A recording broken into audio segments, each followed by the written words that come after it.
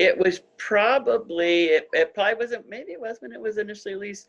I think Born to Run, the song was the first Springsteen song I ever heard.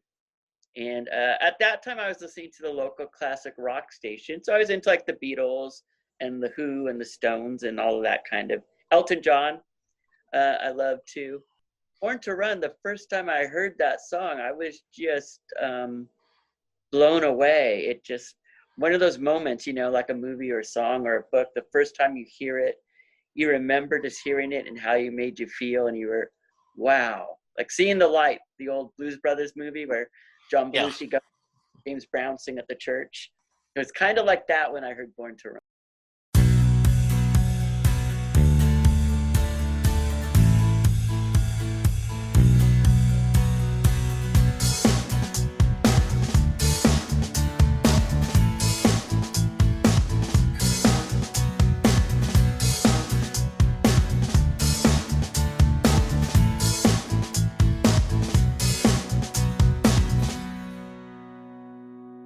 Hello, everyone, and welcome to a new episode of Set Lustig Bruce, your podcast all about Bruce Springsteen, his music, and mostly his fans. I am your host, Jesse Jackson, and joining me today as we record this, we are in the first week of new Bruce music, and I'm sure we will discuss that topic. Alan is joining me. Alan, welcome to the podcast. Thanks for having me. I'm so thrilled to be here. I am so glad. Alan, tell us a little about yourself. Okay, I'm out here in Southern California. I live in a region called the Inland Empire, which is about 45 minutes from the LA area, about the same distance from Orange County. I grew up kind of lower middle class, and I've been a Springsteen fan since I was probably in the 6th or 7th grade.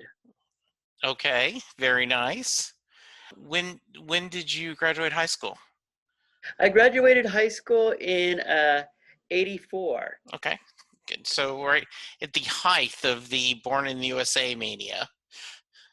Right, and I was just young enough to get my heart broken not to be able to see the River tour because I was a freshman. Alan, as we talk, and we will get more into that, a theme that comes across over and over again with people that I visit is there's always a tour someone else is chasing. The Jeff who was on the show, Jeff and Sarah were on the show. Just last week I released the episode, and he talked about in like the middle 70s, he was a high school student in Freehold, New Jersey, working at the AMP, and his buddies were trying to convince him to go see this guy, Bruce Springsteen, and he's like, I don't want to go see that guy. And he said he thinks of all the shows he missed till he finally got to see it. So it's always something.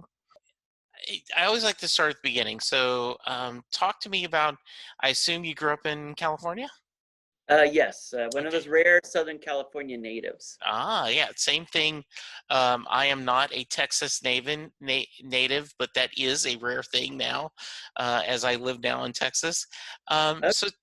So talk to me growing up.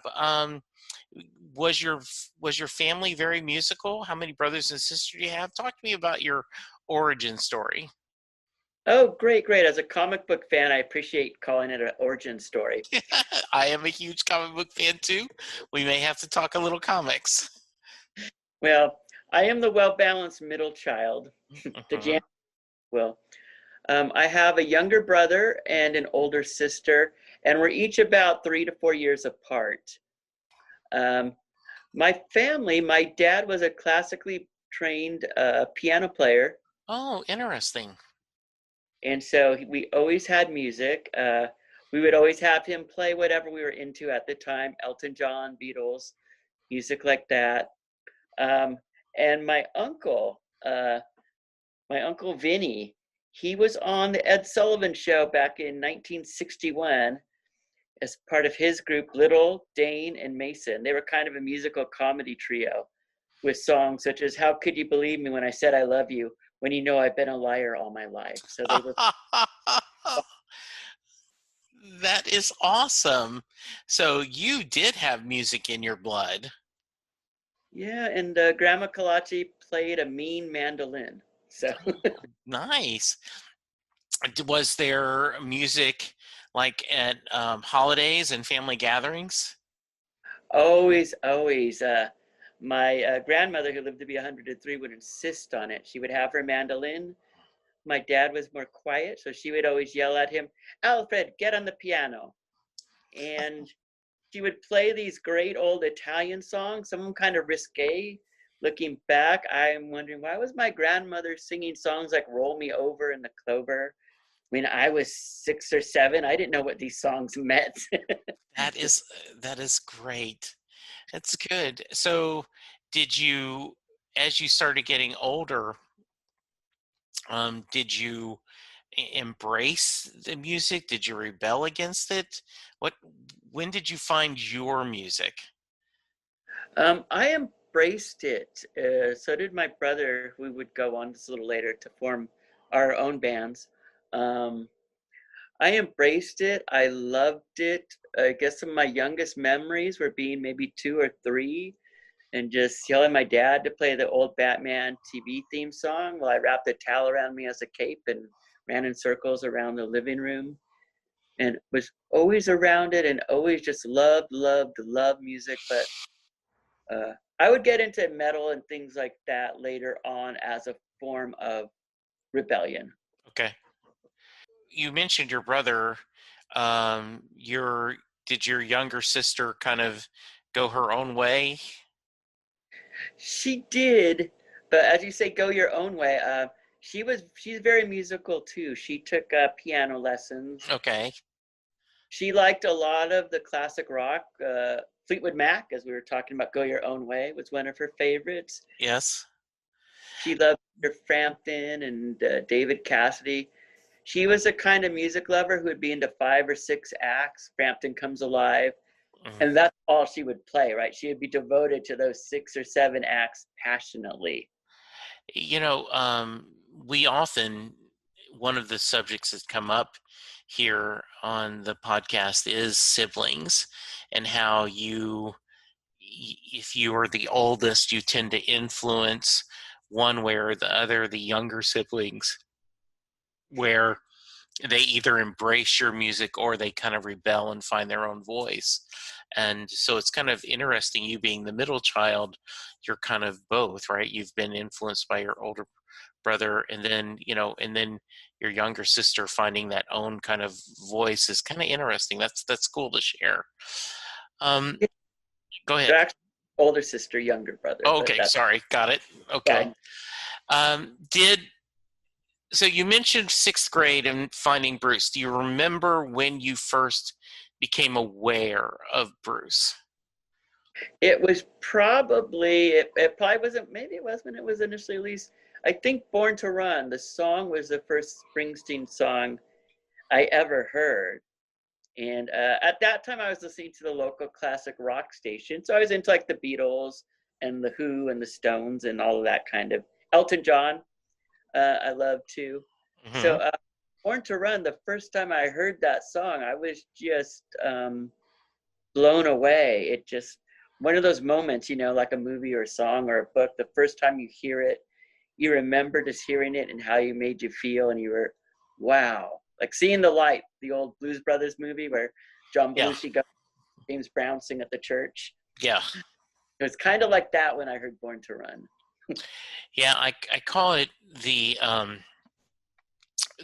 road to Damascus, when Paul, when Saul is driving, and he has that light and becomes Paul, right? He's converted because of Right. that.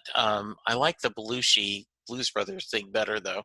That's pretty cool.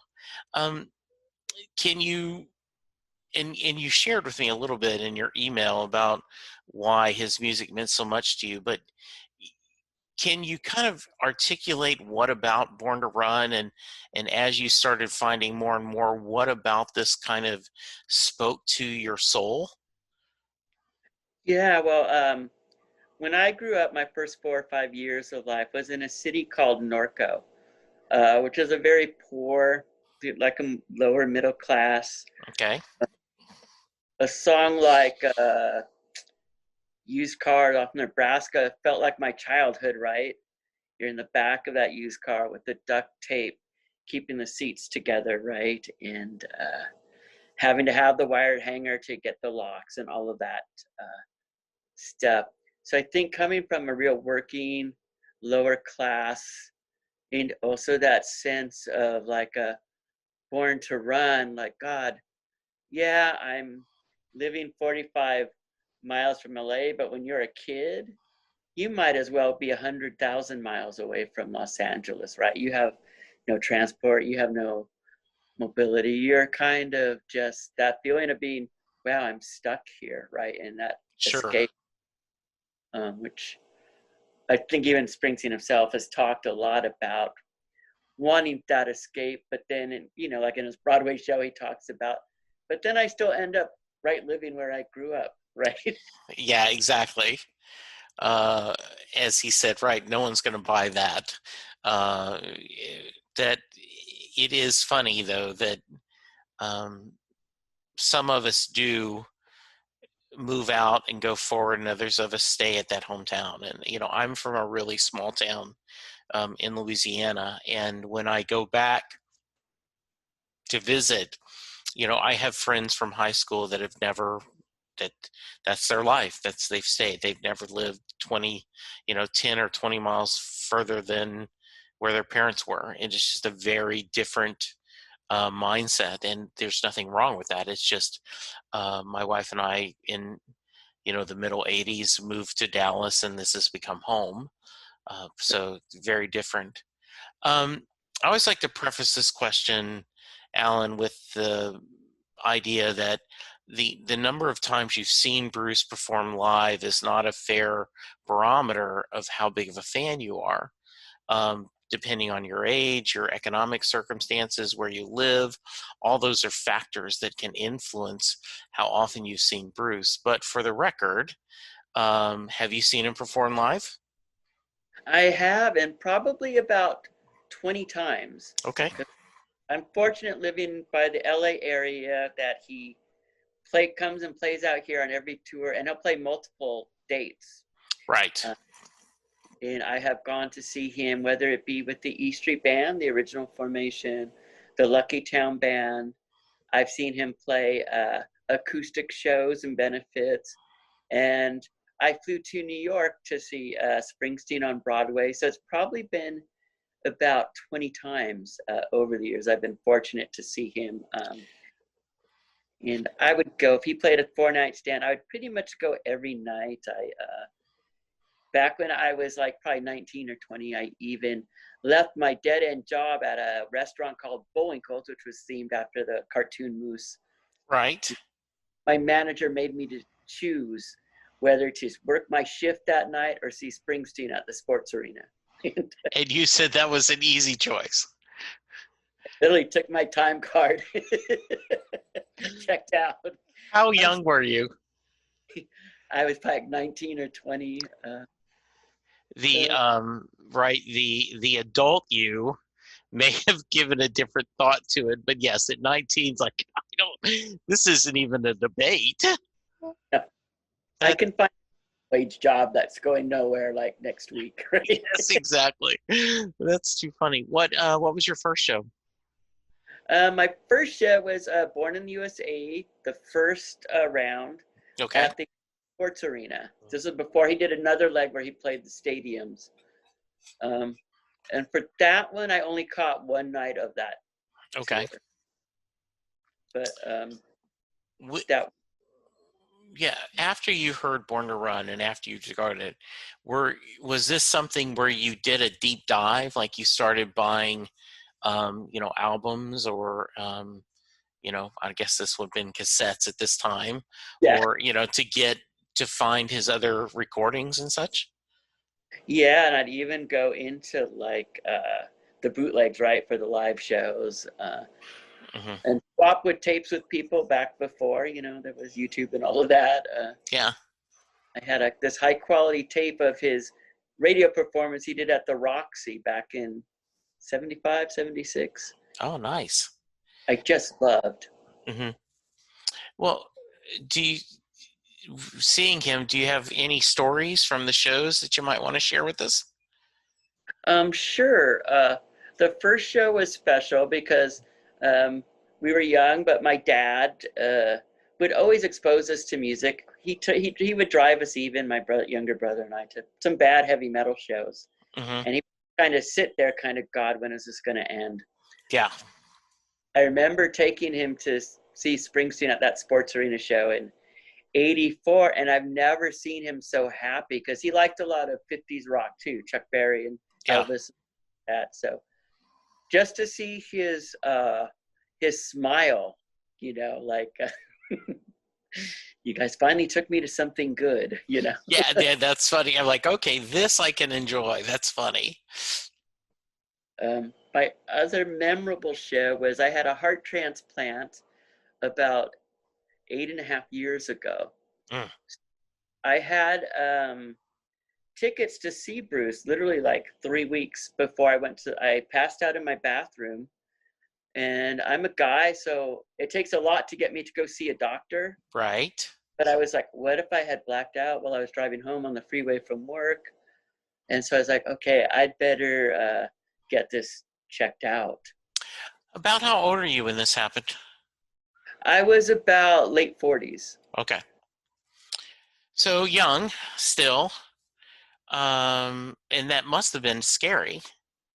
Very, So yeah, uh, talk to me a little bit about, talk to me about, passing out, and then share a little bit, because I know you've written about this, and that's one of the things that you kind of reached out to me and said, hey, I'd like to share this story. So let's talk about that health scare and what's kind of going on. Walk me through that journey. okay. So it started out, I just wasn't feeling well at work. So I said, hey, I'm going to, go go home and rest up, because Bruce was literally playing like the next week. I'm like, oh, if this is a cold or flu or whatever, I want to be 100% to see Bruce next week, right? Sure. So I guess he helped save my life in some aspects. So I'm like, Yeah. but came home and I was feeling kind of dizzy, whatever. I went to my restroom and just blacked out. Mm.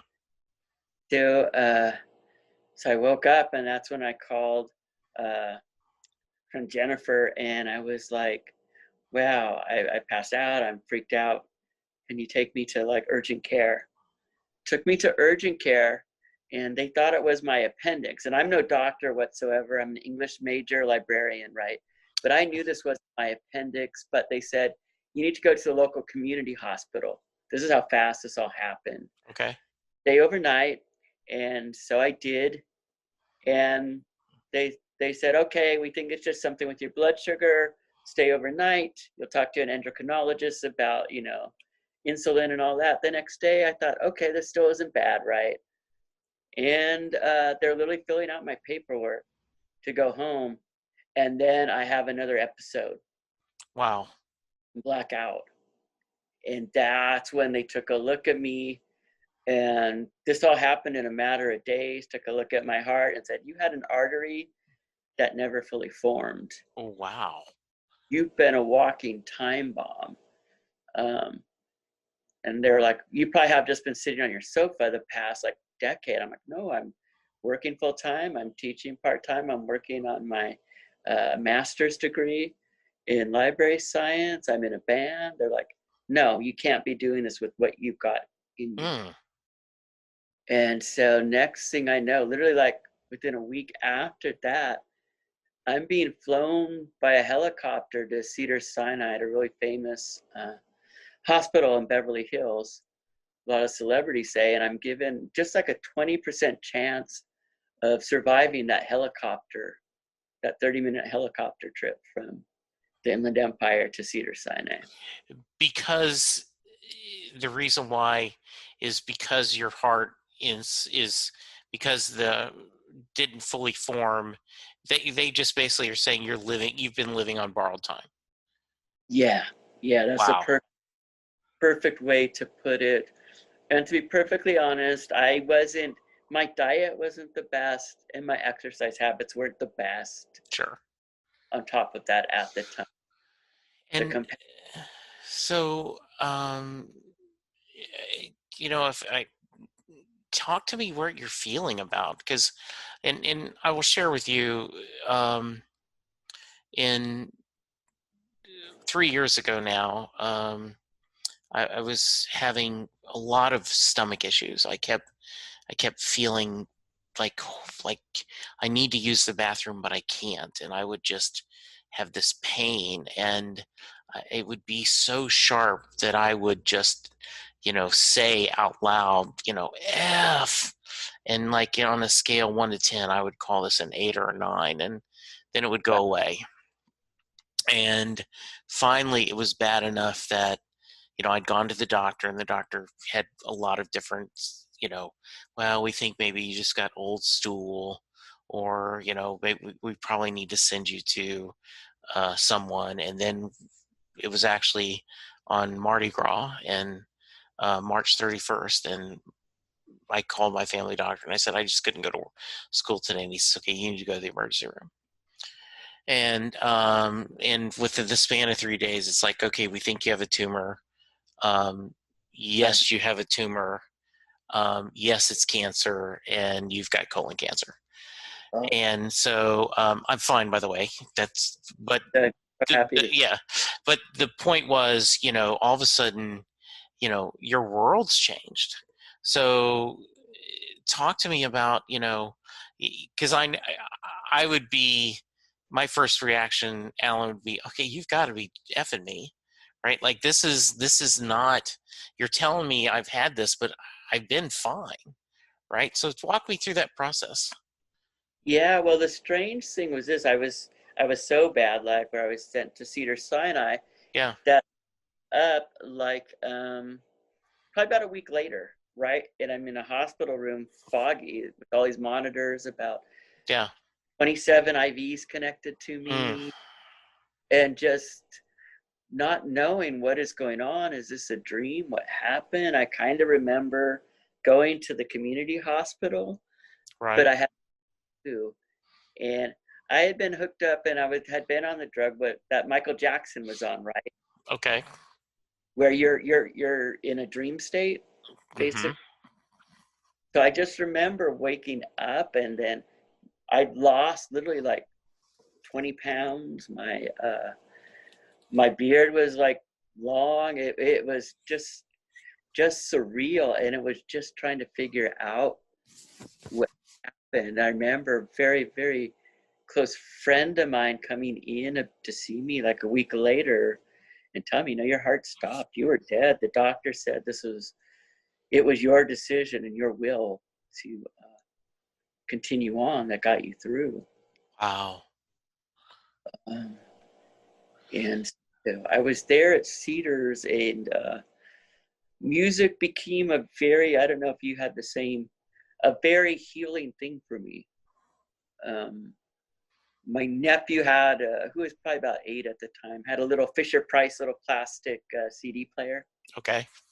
That he loaned me. I want Uncle Alan to have this, and had some CDs brought to me, like The Who and Springsteen, a bunch of other stuff. And having that music was such a driving thing to me. I remember Jennifer, I told her we were going to go see Springsteen. I remember telling her, oh God, we should be going to Bruce right now. And then her telling me, you know what? The last thing on my mind right now is you seeing Bruce Springsteen. Now, Jennifer is your...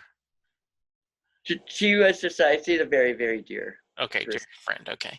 So yes, to answer your question, and there was a point where the doctor says, okay, we need to give you surgery. And I'm a man of size. I am what you'd call an obese. And so the doctor's like, we got to make sure your heart's strong enough for surgery. And I was scheduled to do surgery on Monday. And on Sunday afternoon, the cardiologist came in and said, you didn't pass the test. We need to do another test to make sure you're going to be okay. And so, everyone kind of left me alone. And I was alone in my hotel room, and not like abandoned. I wanted to be alone, right? I took my phone out and I created an F cancer playlist, except I spelled out F. Right, I right. started taking all the songs that Land of Hope and Dreams, Better Days, Yes. a, a song by Sarah Hickman called We Are Each Other's Angels, No Surrender, and I built this, F Cancer playlist, and I put the earbuds in my ear. I took my head under the cover and I just buried my head under the cover, and I just closed my eyes and I started playing music. And not so much like a cry to the world, and the spirits out there of that, I just, give me strength to take care of this. Let me do what I need to do. So I totally get that power of music, right? That losing yourself into that. So please continue on. Yeah. And when I finally got home from Caesars after over 6 weeks, Mm-hmm. I pretty much had to be quarantined because when you get a new heart, it's like you're a child again. So like what might be the flu for somebody else could be could be fatal to you because you have a compromised immune system. So you had to have a full heart transplant. Full heart transplant, Wow. and I was quarantined for um, and I joke with people now. It's like, okay, this right now is my second round of quarantining, right? So, Yeah, exactly. I've done this. Hey, I've handled this before. but it's sometimes you have to have humor too, right? Absolutely. I've done this before, and my constant was music, was writing. I remember when I was at Cedars-Sinai, the woman in the room next to me, and at this time I would take a daily walk, right? Which Yeah. just to walk around the nursing station was a struggle, right? With like a 20-minute thing, and I would call them like a pit crew, right? Right. When you have all those IVs and that machinery hooked up to both sides of your chest, and oxygen, a wheelchair behind you, 7 or 8 people. So the woman in the room next to me was like, I don't want to eat, I don't want to walk, I just want to get home. And so I would start, I told the nursing staff, if she doesn't want to walk, I'll take her walks. Yeah, it hurts when you haven't walked for almost 2 months, right? Like Right. it hurts. But I was like, I want to get out of here and walk out of here, right? Like, and no surrender, Yeah. Well, and funny story. Um, I had a lady who had been on the podcast, and she had talked about that. She has a charity in Europe called Oscar's Angels. It's for children with delivered, with diseases, and their motto is no retreat, no surrender. And so I embraced that very quickly. And then also the um, I'm drawing a blank, right? From Tunnel of Love, um, all heaven will allow. Oh, Yeah, terrific. yeah, and because there's the lyrics where it says, now some may want to die young, man, young and gloriously. Get it straight now, Mister. Hey, buddy, that ain't me. Because That's I've a got man. what? Yeah. And so as I'm, I'm fighting this and I'm doing that. But so anytime I posted something on social media, I went, no retreat, no surrender. So I have a friend who comes in and says, I don't know why you keep talking about this Van Damme movie, but he says, I brought you a DVD. I guess you must love this movie. And there was a No Retreat, No Surrender Van Damme karate movie. Like, and I had to explain to him what it was because he wasn't a Bruce fan. So, um, you mentioned how long you're in the hospital. How long did it take you to get a heart? And the only thing I know is what I watch on TV, right? I've seen the medical shows where, well, you're on a waiting list for a heart and all that concern. How long did it take? I was so fortunate. It only took about 2 months, Okay, which listeners to know that is not typical. right. Um, a lot of times you're a year plus, and you go home with kind of like a little device, right, that will alert you when the heart's coming. You have to go right to Cedars-Sinai. Wow. Also have like a device, like a battery device that will keep your heart going that needs to be charged, right? Yeah. Every 8 hours. And they were training my family and friends and relatives on that. And I was like, which was freaking us all out because I was like, oh my God, sometimes nights I forget to charge my phone. Yeah. I was like, You do not want this to count on this, right? That is hilarious. Um, so obviously you missed the show, and while Jennifer may not have cared, I know you did, right? I did. I just talked to her like the week ago about coming on here and telling that story. Yes. Like, I'm still mad at you for saying that. That's ridiculous. Like, Well, I mean, it was which tour would have this been? I think it was ironically a Wrecking Ball. Okay, that's funny. Like, hey, that's a really good album. I want to see, and it's the first. I want to see what they're going to do without Clarence. I mean, this is important. So, But I can't make this stuff up. I think he did like 2 legs of the Wrecking Ball tour. So he came yes. back out about 6 months later, and the first concert I saw was Bruce doing Wrecking Ball. So I did get to see it. Had like my first little cup of wine I'd had, right, in celebration. And Yeah. tears of joy streaming down my face. You know, there is a lot of discussion right now, Alan, that I've had people on the show and I've talked to people that with everything going on with COVID and all the people we've lost and all the not only the people but the experiences we've lost, and I realize in the grand scape of things that we haven't got to see live music is not near as important as all the people that have lost their lives. But when you're in that venue and the lights go down and Bruce goes into Burning Train or you know um, you know Backstreets or whatever, Meet Me in the City or whatever song he opens with, there is going to be some tears of joy shed. So I can only imagine when you're in that Wrecking Ball, that tour, and you're sitting there, I can only imagine the emotion you must have felt.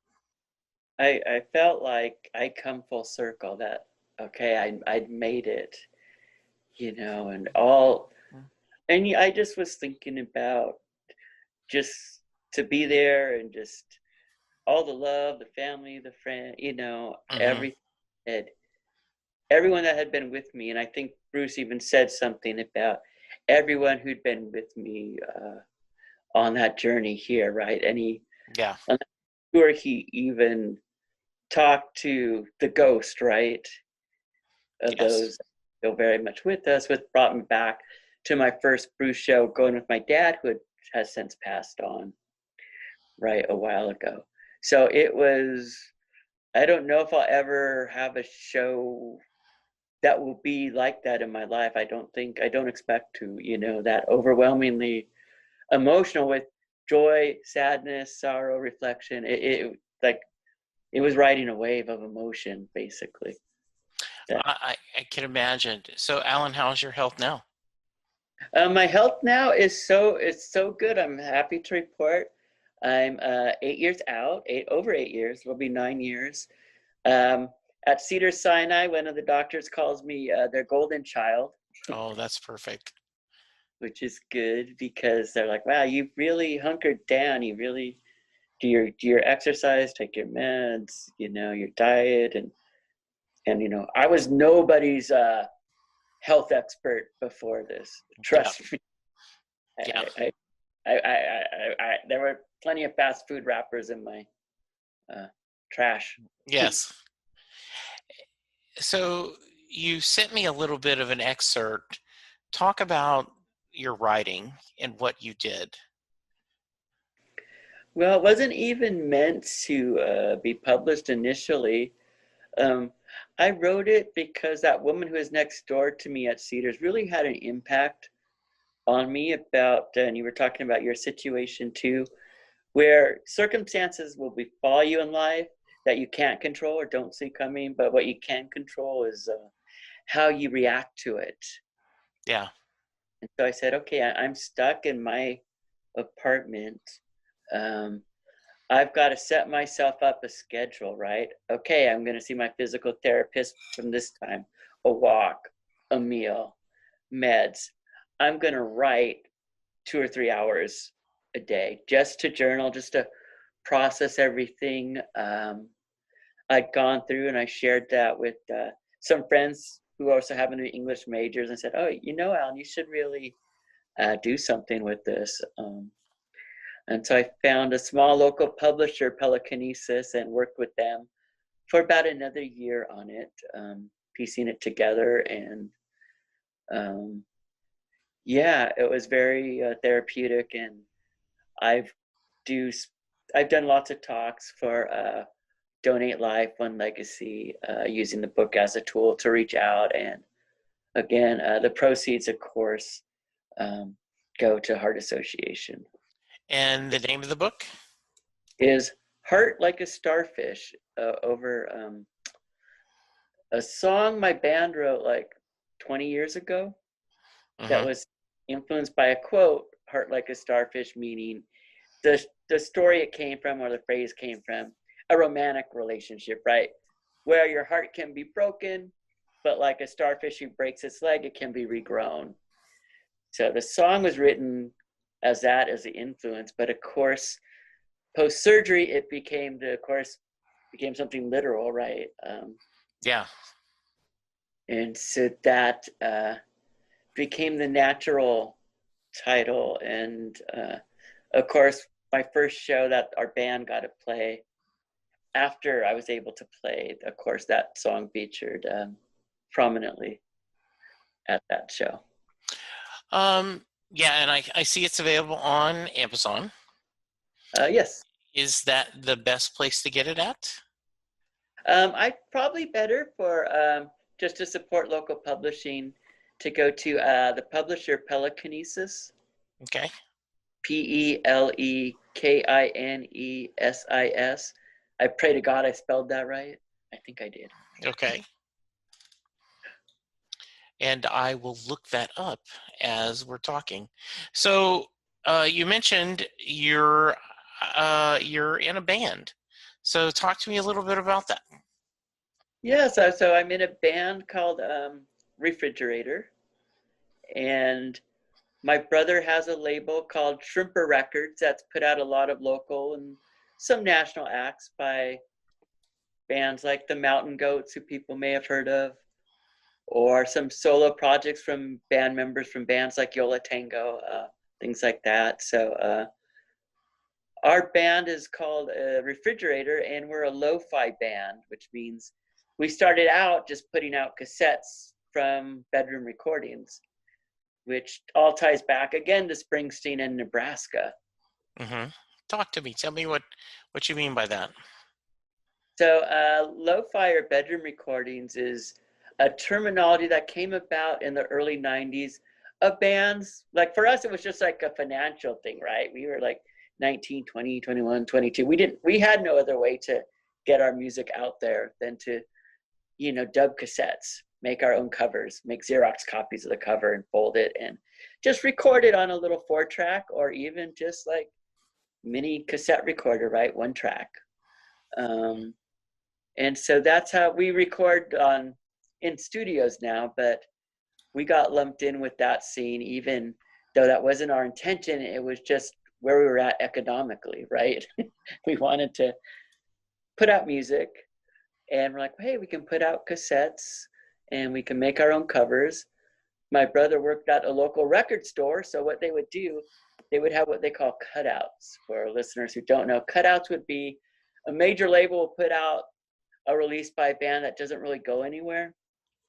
Right. And so if you work at the record store, you can still return them. But what you have to do to make sure you're not selling them on the black market or whatever is you have to send back the cover of the cassette, but not the cassette. So my brother would use those cassettes from major label acts that never quite hit. He just put tape over the tab, then he would record our band and other local bands and started his own little cassette label of a lot of bedroom recordings. Nice. Yeah, so, and that is Shrimper Records, which also has a website. And it kind of grew from there, and we were still putting out CDs and vinyl, and we got to tour the East Coast and played some festivals in Europe and all over, and met some amazing people. So it was just like a dream. That is very, very cool. Yeah. So, by far, along with the doctors and the donor who helped you, but music, you're saying, was a big part of the healing process for you. Oh, yeah. I always had music going on the whole time, whether I was in the hospital room, even when I was, passed out in that subconscious state, the music was playing. And I think music can change a mindset or even the whole feel of a room, right? Yeah, I agree. Absolutely.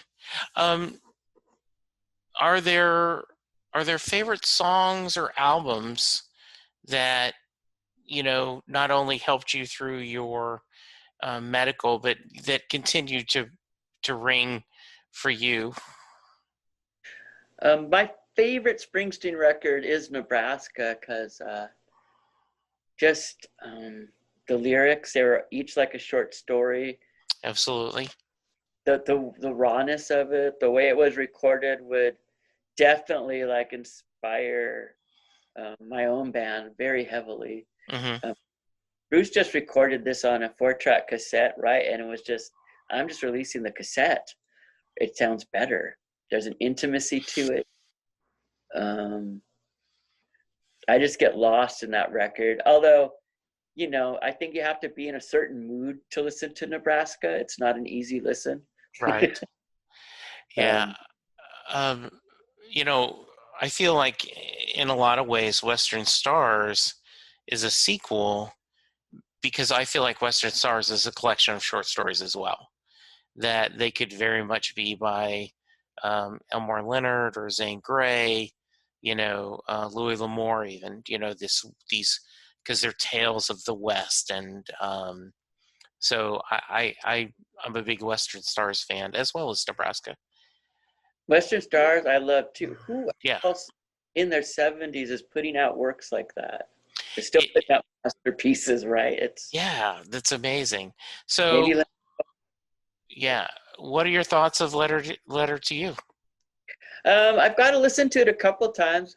What I liked about it, I like the production. It feels like a live record. I mean, I know he said that in all the press leading up to this. I love it so much. I just came in yesterday. Mm-hmm. So I've only got to listen to it a couple times. I love the energy. I love the E Street feel. I love that it is a record. It does like Letter to You. And I think I've also read this in a couple reviews, but it rings true to me. It seems like Letter to You could be to the fans as well. And I think so. I do think so. I think, one of the things that he has said over and over again that he has had a long conversation with his fans. And in fact, when Jon Stewart was leaving The Daily Show, he mentioned that. He said that, he feels like he has had a conversation with the audience, and he hopes that, that he continues to do it. So I do think that, and you're right. I mean, it's at 71, here is a new album that is just, is powerful, and some really, really great music. And I'm kind of very happy to see all the press he's getting and all the excitement about this new album. And, I'm like everyone else, looking forward to whenever we get past this latest challenge that we do get, a tour again. Oh, oh yeah, oh yeah. Wouldn't Yeah. that be?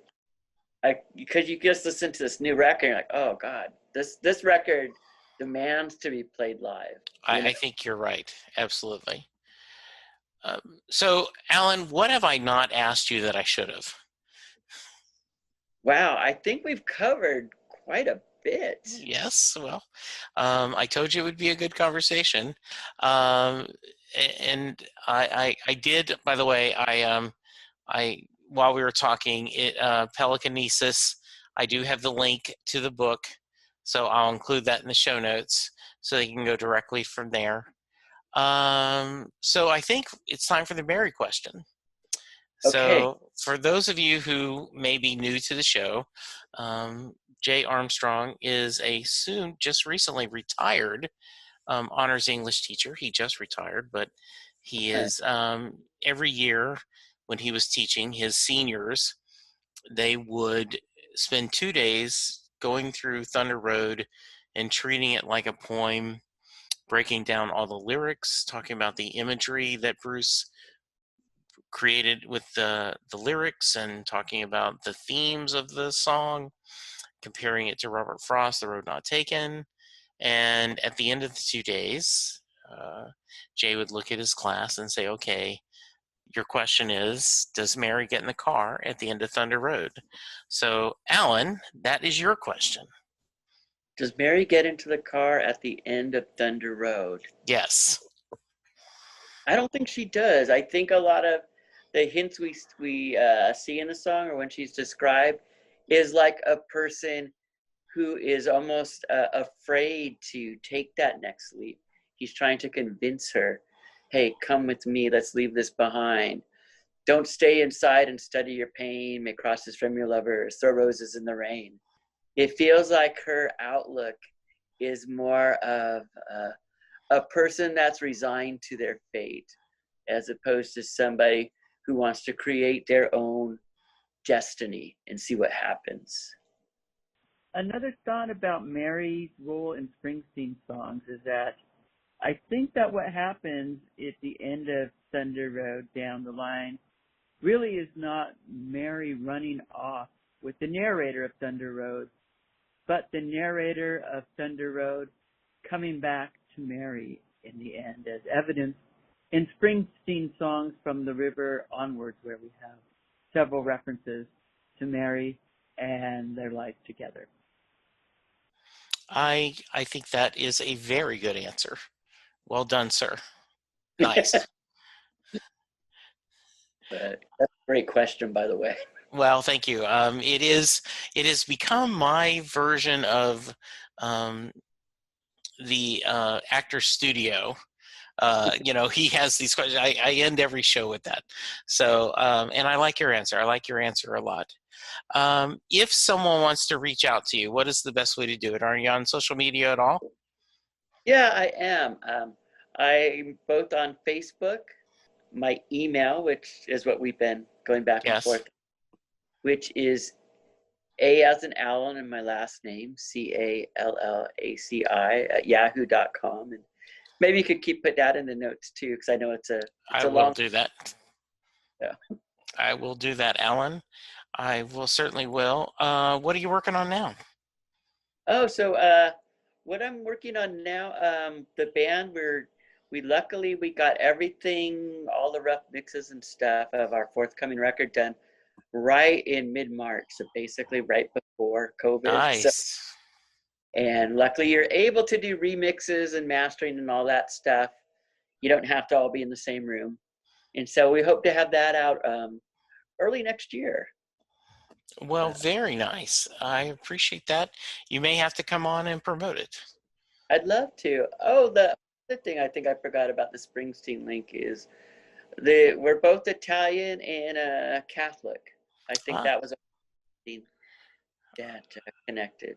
I think so too. And we will certainly, as in the new album, The Power of Prayer, I know that there were many people thinking good thoughts and praying for you. And I am so glad you're doing well health-wise. And I look forward to checking out the book and reading your story. And I'm so happy you joined us to share your story and how music helped you to heal. Well, thank you for having me on. I love what you do. Love the podcast, and I loved hearing a lot of the insights you had this evening as well. Oh, well, thank you. That's very good. All right. So, listeners, thank you so much for listening as always. Please social distance, be good to each other, wear an effing mask, and let's get through this together because, we are each other's angels and we got to be here. So, be good to each other, and we'll talk to you soon. Goodbye. This podcast would not be possible without the support of my wonderful patrons. I want to say thank you to Mary Thomas, Terry Smith, Dale Hozek, Elizabeth Brunson, Stephen Malio, Anna Lynn, Steve Rogers, Hollick McMillian, and Chris Bloom. All of you are wonderful people. I appreciate you so much, and thank you for supporting the podcast.